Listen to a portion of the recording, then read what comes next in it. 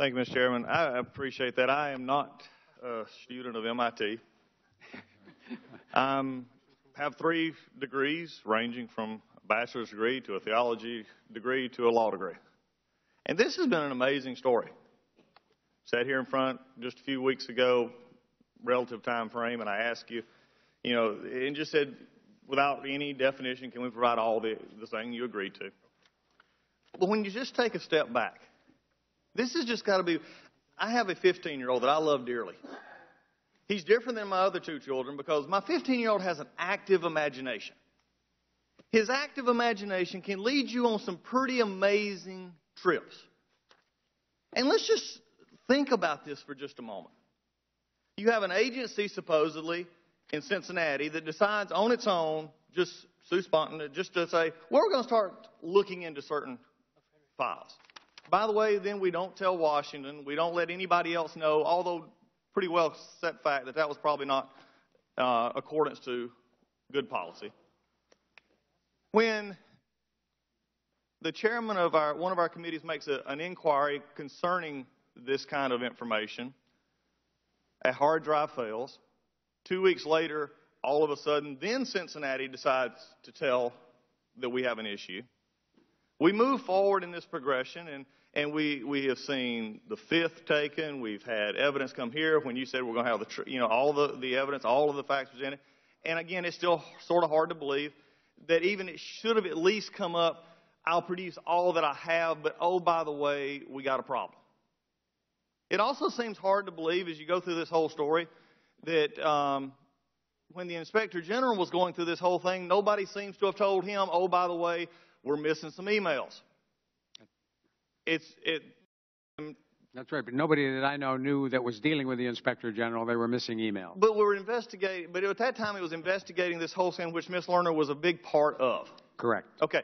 So again, I guess as I go back to my 15-year-old here, at a certain point in time, I have to just look at him and I have to say, Cameron, at a certain point in time, the load you're carrying in the bull in the back of the truck don't add up anymore.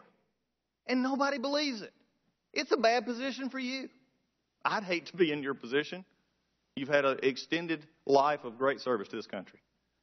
But what is really troubling, and for the people of the 9th District of Georgia, whether you figure probabilities or not, they have a pretty good meter. And the meter right now, both Democrats that I know and Republicans I know, has just gotten full. This story is just becoming more implausible as it goes. It crashes at a certain time. We can't find it at a certain time. No one was told about it at a certain time. I'm going to take you seriously that you really take responsibility for your job at the IRS. Is that correct?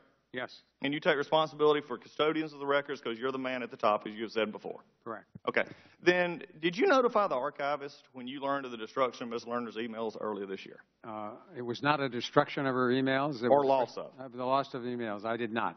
Okay, and that is supposed to be. Because now, let me ask you this. In Ms. Lerner's emails that you found out that we may not be able to obtain, you've talked about this before, some things are supposed to be kept, some things are not supposed to be kept.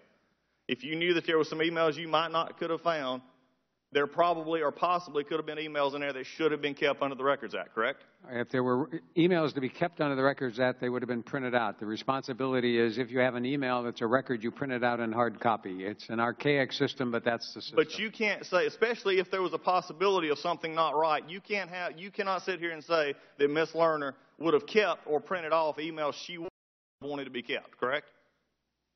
If you can, then there's a whole line of questioning the whole people are going to start coming back for. No. My understanding is every employee is supposed to print records that are official records on hard copy and keep them. She had hard copy records. I don't know whether anything that was lost was an official record or not. So it would be a matter of then just caution or prudence that you should have probably told the archivist this. No, I'm supposed to tell the archivists if there's been a destruction of records. Well, a hard drive destroyed, would that not classify as destruction? Or are we back to parsing terms again? No, this is her archives for record purposes are hard copies printed out of record that you know of. I don't know what she knows. That's what she was supposed to do. But again, whether she did it or not, I don't know. I'm going to take it off of you. What you know of, but in a sense where you've lost it and it's since been destroyed. No way to go back and find the hard drive is destroyed. Only what was printed was left. There's no way for you to tell if you should or should not have told the archivist, correct? So in prudence, you should have told the archivist. Would that not be true? I could do that, yes. Okay. Ms. Costigan, again, this is a long story. The people are just looking for the truth. And there are a lot of probably parents and non-parents and grandparents out there who trailed a story this long together, and they just don't understand. They don't get it because they don't get the same. They can come to a story at the IRS, and the IRS would just basically say, we don't want the story. We don't care how much you're broke. We don't care how much you couldn't afford to keep it. We just want the records that you're supposed to provide. Right. And this is a sad trail down a wrong road. Ms. Costigan, your service has been good. Unfortunately, you're running into a dead end, and the American people are tired of it. Mr. Chairman, I yield back. The gentleman yields back.